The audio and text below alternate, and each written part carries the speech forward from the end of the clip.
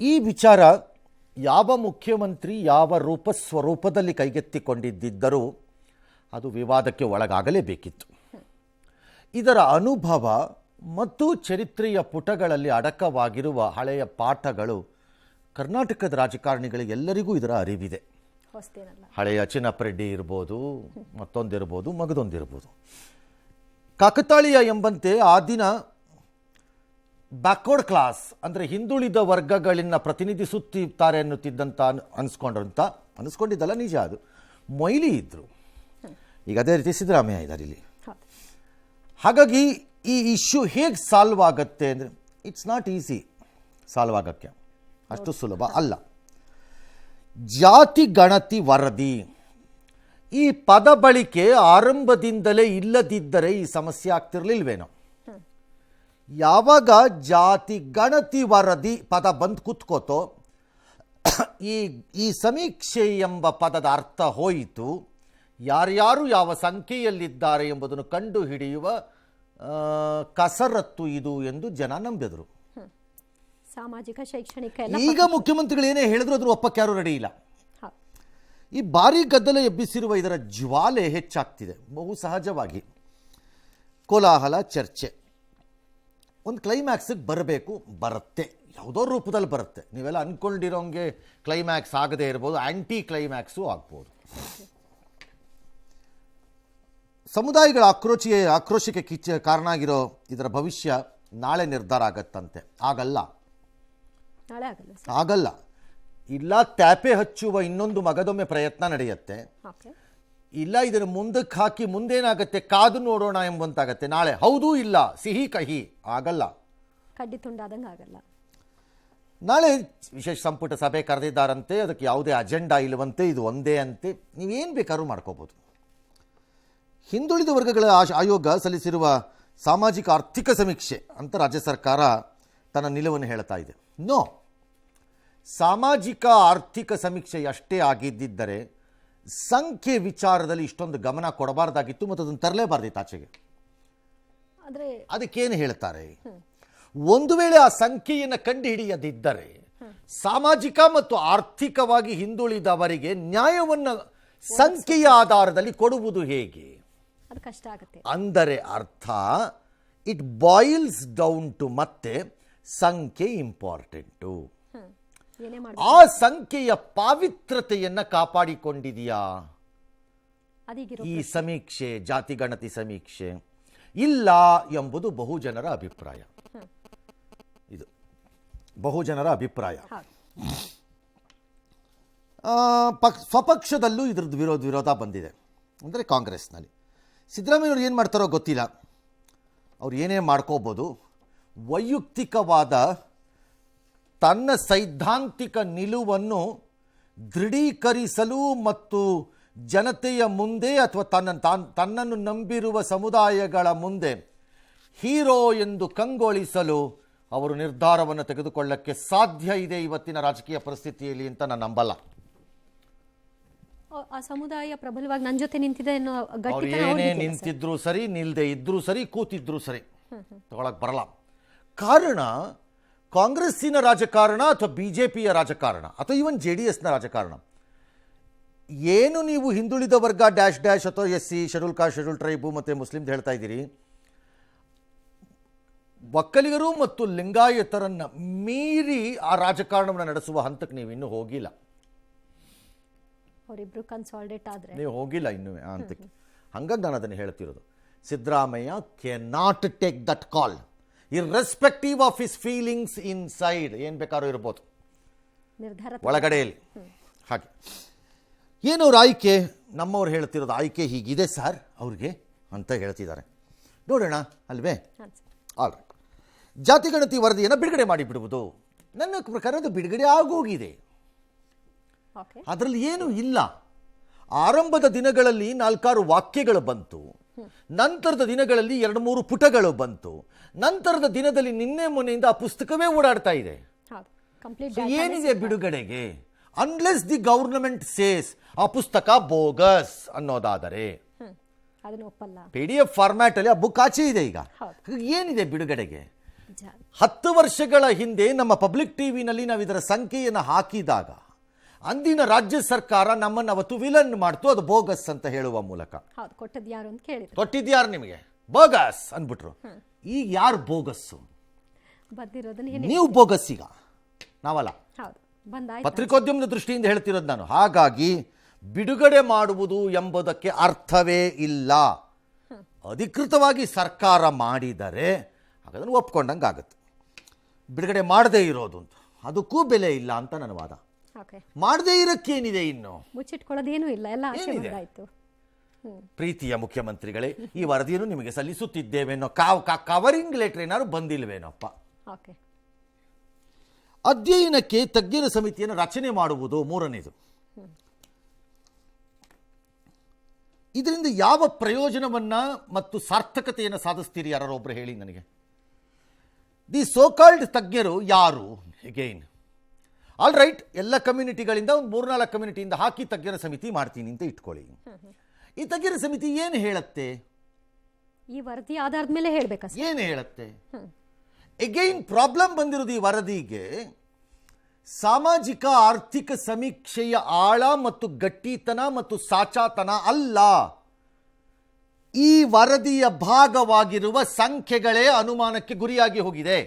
ಈ ತಜ್ಞರ ಸಮಿತಿ ಅದನ್ನು ಹೇಗೆ ಬಗೆಹರಿಸುತ್ತೆ? ಹಾಗಾಗಿ ಪ್ರಯೋಜನವಿಲ್ಲ. ಇನ್ನೊಂದು, ಸಚಿವ ಸಂಪುಟ ಉಪಸಮಿತಿಯನ್ನು ರಚನೆ ಮಾಡುವುದು, ಉಪ್ಪಿನಕಾಯಿ ಹಾಕಿಕೊಂಡು ನೆಕ್ಕಿಕೊಳ್ಳುವುದು. ಇದು ನೆಕ್ಸ್ಟ್. ಇದು ಯಾಕೆ? ಕಾಲಹರಣದ ಮಗದೊಂದು ಹೆಜ್ಜೆ.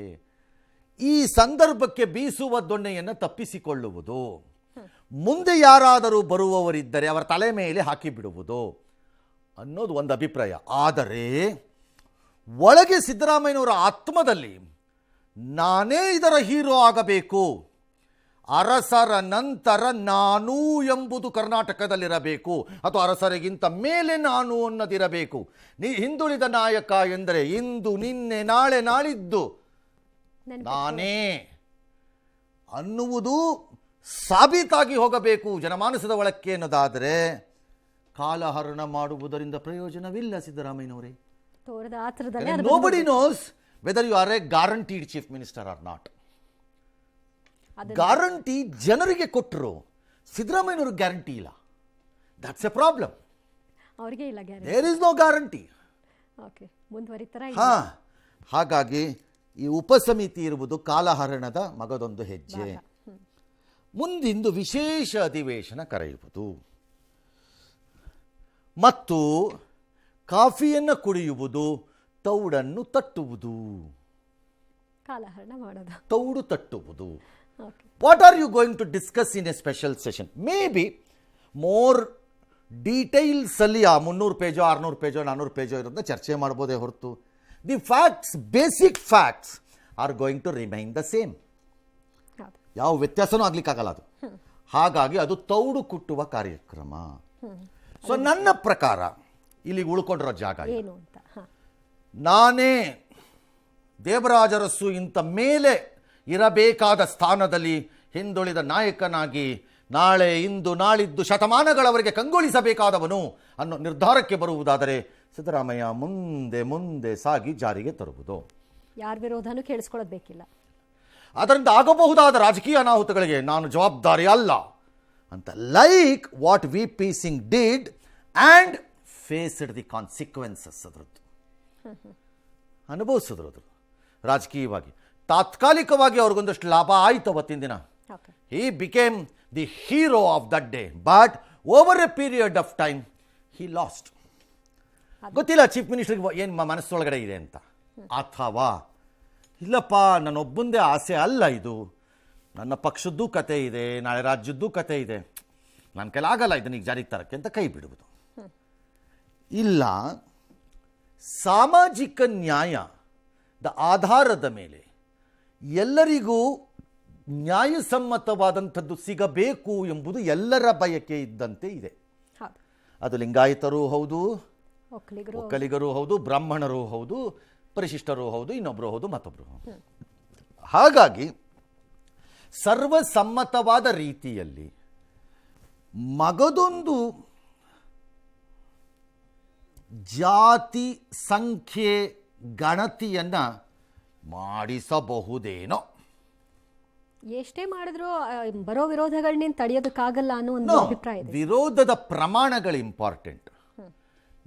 There is a question economics ಅಲ್ಲಿ, ಅರ್ಥಶಾಸ್ತ್ರದಲ್ಲಿ, ದಿ ಪ್ರಾಫಿಟ್ ಪ್ರಾಬಬಿಲಿಟಿ ಏನು ಓಕೆ, ಅದ್ರಲ್ಲಿ ಆಗಬಹುದಾ.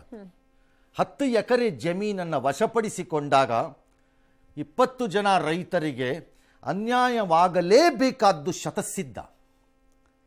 ಬೇರೆ ದಾರಿ ಇಲ್ಲ, ಅವ್ರ ಜಮೀನು ಕಳ್ಕೋಬೇಕು ಪಾಪ. ಅವ್ರು ನೀವು ಕಾಂಪನ್ಸೇಷನ್ ಕೊಡ್ಬೋದು, ಬಟ್ ಜಮೀನು ಕಳ್ಕೋಬೇಕು ಅವ್ರು, ಅದನ್ನ ಉಳಿಸ್ಕೊಳ್ಳೋಕೆ ಬೇರೆ ದಾರಿನೇ ಇಲ್ಲ ಅವ್ರಿಗೆ. ಬಟ್ ಆ 10 ಎಕರೆಯಲ್ಲಿ ರಸ್ತೆ ಆಗುತ್ತಿದೆ ಅಂತ ಇಟ್ಕೊಳ್ಳಿ. ಸೊ ಅದರ ಲಾಭ ಏನು ಅನ್ನೋ ಲೆಕ್ಕಾಚಾರ ಕೇಳಿತಾರಾಗ. ಯಾವ್ದು ಹೆಚ್ಚು ಅಂದರೆ ನಮ್ಮ ಡ್ಯಾಮ್ಗಳಿಗೆ ನಮ್ಮ ಜನ ತಮ್ಮ ಜಮೀನನ್ನು ಬಿಟ್ಕೊಟ್ಟು ಡ್ಯಾಮ್ಗಳು ಎದ್ದು ಬರೋದಕ್ಕೆ ಜಾಗ ಮಾಡಿಕೊಟ್ಟಂಗೆ. ಆ ಡ್ಯಾಮ್ಗಳಿಂದ ಆಗಿರೋ ಲಾಭ ಲೈಕ್ KRS, ಸುಮ್ಮನೆ ಒಂದು ಉದಾಹರಣೆಗೆ. ಹಾಗಾಗಿ ಇಲ್ಲೂ ನಾಳೆ ಅದಾದರೆ ಟ್ರಾನ್ಸ್ಪರೆಂಟ್ಲಿ, ಮತ್ತು ಆ ಮಾಡಿದಾಗ ನಾಳೆ ಡಾಟಾ ಏನಿದೆ, ಫೈನಲ್ ಡಾಟಾ ಅಂಕಿಅಂಶ ಏನಿದೆ, ಅದು ಲಭ್ಯವಿರಬೇಕು. ಯಾವಾಗ ಡಾಟಾ ಲಭ್ಯವಿಲ್ಲವೋ ಆಗ ಅನುಮಾನಗಳಿಗೆ ಕೊನೆ ಇಲ್ಲ, ಇನ್ನೂ ಜಾಗ ಮಾಡಿಕೊಟ್ಟಂಗೆ ಆಗ್ಬಿಡುತ್ತೆ, ಕೊನೆ ಇಲ್ಲ. ನೀವು ಆ ಡಾಟಾ ಇರಲೇಬೇಕದು. ನಾನು ಫಾರ್ ಎಕ್ಸಾಂಪಲ್ ಹೇಳ್ತೀನಿ, ಸಿದ್ದರಾಮನ ಹುಂಡಿಯಲ್ಲಿ 100 ಜನ ಕುರುಬರು ಇದ್ದಾರೆ ಅಂತ ಡಾಟಾ ಬರುತ್ತೆ, ಪ್ರಕಟ ಆಗತ್ತೆ ಯಾವತ್ತೋ ಒಂದು ಸಮೀಕ್ಷೆನಲ್ಲಿ.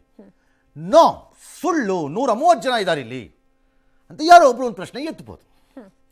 ಆಗ ಸಂಬಂಧಪಟ್ಟವರು ವೇಟ್, ಸಿದ್ದರಾಮನ ಹುಂಡಿಯಲ್ಲಾಗಿರುವ ಸರ್ವೆಯ ಡಾಟಾ ನಮ್ಮ ಹತ್ರ ಇದೆ, we will release it, cross check. ಯಾರಾದರೂ ಬಿಟ್ಟು ಹೋಗಿದ್ದರೆ ಸೇರಿಸೋಣ. ಆ ಟ್ರಾನ್ಸ್ಪರೆಂಟ್ ಪರಿಸ್ಥಿತಿಯಲ್ಲಿ ಇರಬೇಕಾದೀತು.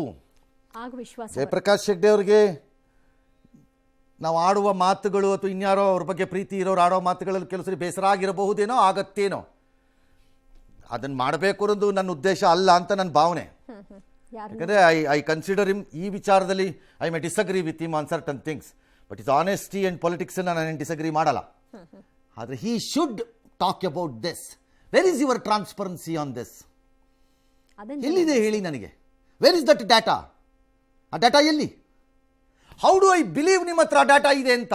ನೀವು ಬರ್ಕೊಂಬಂದ್ಬಿಟ್ಟಿಲ್ಲ ಅಂತ ಹೇಗೆ ಹೇಳಲಿ? ಲೈಕ್ ಹಳೇ ಪೋಲಿಯೋ ವ್ಯಾಕ್ಸಿನ್ ಕತೆ. ಮನೆಗೆ ಪೋಲಿಯೋ ವ್ಯಾಕ್ಸಿನ್ಗೆ ಬರ್ತಾರೆ, 4 ಸರಿ ಬಾಗಿಲು ತಟ್ತಾರೆ, ಯಾರು ಇಲ್ಲ ಅಂದರೆ ಹಾಕಲಾಗಿದೆ ಅಂತ ಬರ್ಕೊಂಡು ಮುಂದಕ್ಕೆ ಹೋಗ್ತಾರೆ. ಕೆಲವು ಅಪಾರ್ಟ್ಮೆಂಟ್ಗಳು ಕೈ ಬಿಟ್ಟು ಹೋಗಿರ್ಬೋದು, ಆದರೆ ಪ್ರತಿಯೊಂದು ಮನೇನೂ ನಾವು ಮಾಡಿದ್ದೀವಿ. ಫೇರ್, ನೀವು ಮಾಡಿದ್ದೀರಿ ಅನ್ನೋದಾದರೆ ನಾನು ಐ ಡೋಂಟ್ ಡಿನೈ ಇಟ್. ನೀವು ಮಾಡಿದ್ದೀರೋ ಮಾಡಿಲ್ವೋ ನನಗೆ ಗೊತ್ತಿಲ್ಲ, ಆಫೀಸರ್ಸ್ ಹೇಳ್ತಾ ಇದ್ದೀರಿ.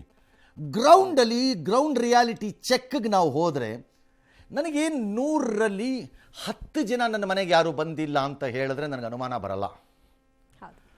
100ರಲ್ಲಿ 60 ಜನ ನನ್ನ ಗ್ರೌಂಡ್ ರಿಯಾಲಿಟಿಗೆ ರ್ಯಾಂಡಮ್ ಆಗಿ ಹೋಗೋಕ್ಕೆ ಸ್ಟಾರ್ಟ್ ಮಾಡಿದಾಗ ಹೇಳಕ್ಕೆ ಸ್ಟಾರ್ಟ್ ಮಾಡಿದ್ರೆ ನಾನು ಏನು ಮಾಡಲಿ? ಅನುಮಾನಿಸ್ಬೇಕಾ ಬೇಡವಾ? ಇದು ಇಲ್ಲ ಅನ್ನೋದಿದ್ರೆ ಯಾವುದೇ ಮಂತ್ರಿ ನಮ್ಮ ಟಿ ವಿನಲ್ಲಿ ನನ್ನನ್ನು ಒಂದು 4 ತಂಡ ಮಾಡಿಕೊಡ್ತೀನಿ, ಅವ್ರ ಜೊತೆ ನೀವು ಸುಮ್ಮನೆ ಹೋಗಿ ಬನ್ನಿ ಬೇಕಾರೆ, ನಾವೇ ರಾಂಗ್ ಇರಬಹುದೇನಪ್ಪ. ಆ ಚೆಕ್ ನೀವು ಜೊತೆಗೆ ಎಸ್ ಬೈಟ್ಸ್ ಇದೆ ಸರ್. ಕ್ಯಾಬಿನೆಟ್ನಲ್ಲಿ ನಾಳೆ ಚರ್ಚೆ ಮಾಡ್ತೀವಿ. ಅವರ ಅಭಿಪ್ರಾಯ ಹೇಳಿದ್ದಾರೆ. ನಾಳೆ ಅಂತಿಮವಾಗಿ ತೀರ್ಮಾನ ಮಾಡೋದು ನಾಳೆ ಅಲ್ವಾ? 5 ಜನ ಇದ್ದಾರೆ ಒಕ್ಕಲಿಗ ಮಿನಿಸ್ಟರ್ಸ್. ಅವ್ರು ಬಂದು ಅಭಿಪ್ರಾಯಗಳು ಹೇಳಬೇಕಲ್ಲ. ಯಾರಿಗೂ ಅನ್ಯಾಯ ಆಗಲ್ಲ, ಅನ್ಯಾಯ ಆಗಲಿಕ್ಕೆ ನಾವು ಬಿಡಲ್ಲ. ನಾವೆಲ್ಲ ಅಧ್ಯಯನ ಮಾಡಿ ನಾಳೆ ಅಟೆಂಡ್ ಮಾಡ್ತೀವಿ. ಯಾರ್ಯಾರಿಗೆ ಏನೇನು ಅಭಿಪ್ರಾಯಗಳಿರುತ್ತೆ ಅದನ್ನು ಅವರು ಕ್ಯಾಬಿನೆಟಲ್ಲಿ ಹೇಳ್ತಾರೆ. ಅಂತಿಮವಾಗಿ ಏನು ನಿರ್ಧಾರ ಆಗುತ್ತೆ ಸಂಪುಟದಲ್ಲಿ ಅದನ್ನು ಕಾಯ್ದು ನೋಡೋಣ. ಸಂಪುಟದಲ್ಲಿ ಇರ್ತಕ್ಕಂಥವ್ರು ಅವರವರ ಅಭಿಪ್ರಾಯಗಳನ್ನ ಅವರು ಓದ್ಕೊಂಡು ಬಂದಿರ್ತಾರೆ. ಅವರ ಸಮುದಾಯಗಳ ಜೊತೆಯಲ್ಲೂ ಚರ್ಚೆ ಮಾಡಿರ್ತಾರೆ, ಮಾಡಿ ಅವರ ಅಭಿಪ್ರಾಯ ಹೇಳ್ತಾರೆ. ಅಂತಿಮ ಸಮೀಕ್ಷೆ ಏನಿದೆ ಅದು ಜಾತಿ ಗಣತಿ ಅಲ್ಲ. ದಯವಿಟ್ಟು ಇದಕ್ಕೆ ಸೆನ್ಸಸ್ಗೆ ಕನ್ಫ್ಯೂಸ್ ಮಾಡ್ಕೊಳೋದು ಬೇಡ ಸಾರ್ವಜನಿಕರಲ್ಲಿ. ಅವ್ರು ಕೊಟ್ಟಿರೋ 10 ಶಿಫಾರಸು ನಾವು ತಗೋಬೇಕಂತ ಏನಿದೆ? 10 ರಿಜೆಕ್ಟ್ ಮಾಡಬಹುದು. ಸಮೀಕ್ಷೆನು ಅದರಲ್ಲಿ ಉತ್ತಮವಾದಂತ ಶಿಫಾರಸುಗಳಿದ್ರೆ ಅದನ್ನು ಅಳವಡಿಸ್ಕೋಬಹುದು. ಯಾಕಷ್ಟ ಆತಂಕ ಅಥವಾ ಜನಸಂಖ್ಯೆಗೆ ಆಧಾರವಾಗಿ ಎಲ್ಲಾ ಸೌಲಭ್ಯ ಕೊಡಬೇಕು ಅಂತ ಸಂವಿಧಾನದಲ್ಲಿ ಅವರೆಲ್ಲರಿಗೂ ಸಮವಾದ ಹಕ್ಕಿದೆ. ಅವರ ಜನಸಂಖ್ಯೆ ಆಧಾರದ ಮೇಲೆ ಕೊಡಲೇಬೇಕಾಗ್ತದೆ. ಆ ಜನಸಂಖ್ಯೆಯನ್ನು ನ್ಯಾಯಬದ್ಧವಾಗಿ ನಿರ್ಧರಿಸಿ ಅನ್ನೋದೇ ನಿಮ್ಮ ಪಕ್ಷದ ಒಳಗೂ ಇರುವವರ ಬೇಡಿಕೆ. That's the problem. ಯಾರು ಅದು ಬೇಡ ಅಂತ ಹೇಳ್ತೀರಾ, ಎಲ್ಲರೂ ಬುರುಡೆ ಬಿಡೋ ಗಿರಾಕಿಗಳೇ ಆಗ್ತಿದ್ದಾರೆ. ಯಾಕೋ ಅವ್ರವ್ರಿಗೆ ಬೇಕಾದನ್ನ ಮಾತ್ರ ಸುಮ್ಮನೆ ಅದನ್ನ ಮಾತ್ರ ಹೇಳೋದು. ರೇ ಮುನಿಯಪ್ಪನವ್ರೆ, ಯಾವನಾರು ಹೇಳಿದಾನೇನ್ರಿ ಜನಸಂಖ್ಯೆ ಆಧಾರಿತ ವಿರೋಧದಲ್ಲಿ ಕೊಡಬೇಕು ಅಂತ? ಯಾವನಾರು ಹೇಳದ್ನ? ಅದನ್ನೇ ಮತ್ತೆ ಎಳೆ ಮಕ್ಳಿಗೆ ಬಂದು ಬುರ್ರ ಬಿಟ್ಟಂಗೆ ಬಿಡ್ತೀರಲ್ಲ ಕ್ಲಾಸಲ್ಲಿ, ಕೆಟ್ಟ ಟೀಚರ್ ಥರ ಅದೇ ಬಿಡ್ತೀರಿ. ಯಾರು ಹೇಳಿರೋದು? ಯಾರೂ ಹೇಳಿಲ್ಲ. The question is what is the correct number? ನಮ್ಮ ಡೌಟ್ಗಳಿದೆ, ಅದನ್ನ ಕ್ಲಿಯರ್ ಮಾಡಿ ಪ್ರಾಬ್ಲಮ್ ಆಗಿರೋದು.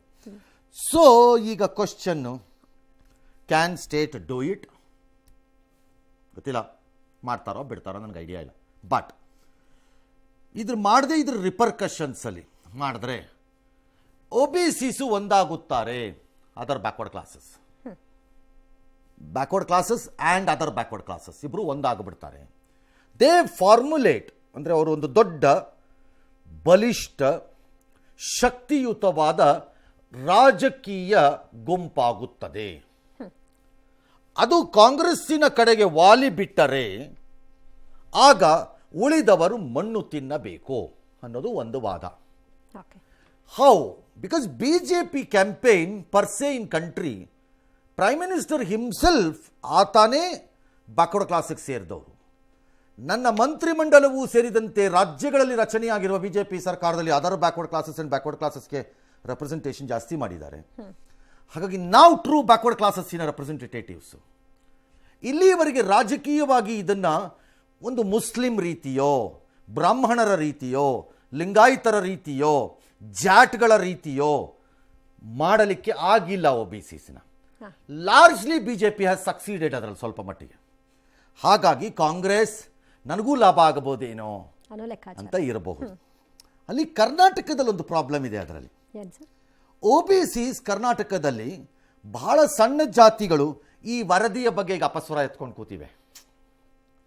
ಹಾಗಾಗಿ ನೀವು ಹೇಳಿದ ತಕ್ಷಣ ಅವ್ರು ಯುನೈಟ್ ಆಗ್ತಾರೆ ಅನ್ನೋದು ನನಗೆ ಇನ್ನೂ ಗೊತ್ತಿಲ್ಲ, ನೋ ಐಡಿಯಾ. ಮೂರನೇದು, ಲಾಂಗರ್ ಡ್ಯೂರೇಷನ್ನಲ್ಲಿ ಅಂದರೆ ದೀರ್ಘಕಾಲದ ಅವಧಿಯಲ್ಲಿ ಕಾಂಗ್ರೆಸ್ಗೆ ಲಾಭ ಆಗತ್ತೋ ಬಿಡತ್ತೋ ನನಗೆ ಗೊತ್ತಿಲ್ಲ.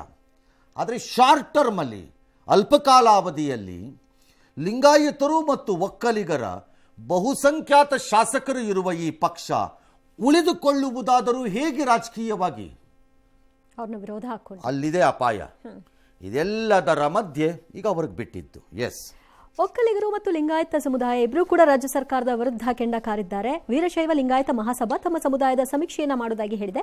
ಕಾಂಗ್ರೆಸ್ ಹಿರಿಯ ಶಾಸಕ ಶಾಮನೂರು ಶಿವಶಂಕರಪ್ಪ ಲಿಂಗಾಯತರು ಒಕ್ಕಲಿಗರನ್ನ ಎದುರು ಹಾಕೊಂಡು ಸರ್ಕಾರ ಮಾಡೋಕ್ಕಾಗತ್ತಾ ಅಂತ ಪ್ರಶ್ನಿಸಿದ್ದಾರೆ. ಶ್ರೀಗಳು ಕೂಡ ಇದನ್ನೇ ಮಾತನಾಡಿದ್ದಾರೆ. ಮೇಜರ್ ಕಮ್ಯುನಿಟಿಗಳು ಇರೋ ಸ್ಟೇಟ್ ಕರ್ನಾಟಕದಾಗ ವೀರಶೈವ ಫಸ್ಟ್ ಸೆಕೆಂಡ್ ಒಕ್ಕಲಿಗರು ಗೊತ್ತಾಯ್ತಾ? ಇವೆರಡನ್ನ ಎದುರು ಕೇಳ್ಕೊಂಡು ರಾಜ್ಯಭಾರ ಮಾಡೋಕ್ಕಾಗತ್ತಾ? ಏನು 7 ಜನ ಮಂತ್ರಿಗಳೇನಿದ್ದಾರೆ ಇವತ್ತು, ಲಿಂಗಾಯತ ಮಂತ್ರಿಗಳು ರಾಜೀನಾಮೆ ಕೊಡಬೇಕು. ಎಲ್ಲರೂ ಒಬ್ರು ಕರೆದಿದ್ದಾರೆ, ಕರೆದು ಏನಾದ್ರು ಚರ್ಚೆ ಮಾಡಿದ್ದಾರೆ, ಶಾಸಕರನ್ನ ಏನಪ್ಪ ಎಂತಪ್ಪ ಅಂತ ಮಾಡಿದ್ದಾರೆ. ಈಶ್ವರ್ ಖಂಡ್ರವ್ರಿಗೆ ಫೋನ್ ಮಾಡಿದೆ, ಫೋನ್ ರಿಸೀವ್ ಮಾಡಲಿಲ್ಲ. 7 ಜನನು ಲಿಂಗಾಯತರ ಮಂತ್ರಿಗಳನ್ನ ರಾಜೀನಾಮೆ ಕೊಡಿಸಿ ಅವ್ರಿಗೆ. ಬಹುಶಃ ಇದನ್ನೇನಾದರೂ ಜಾರಿಗೆ ತಂದ್ರೆ ಸರ್ಕಾರ ಪತನವಾಗ್ತಾ ಇದೆ ಅನ್ನುವಂಥ ಖಚಿತ ಅಭಿಪ್ರಾಯವನ್ನು ಕಾಂಗ್ರೆಸ್ ಪಕ್ಷದ ಧುರೀಣರೇ ಹೇಳಿರುವಂಥದ್ದನ್ನು ನಾವು ನೋಡ್ತೇವೆ.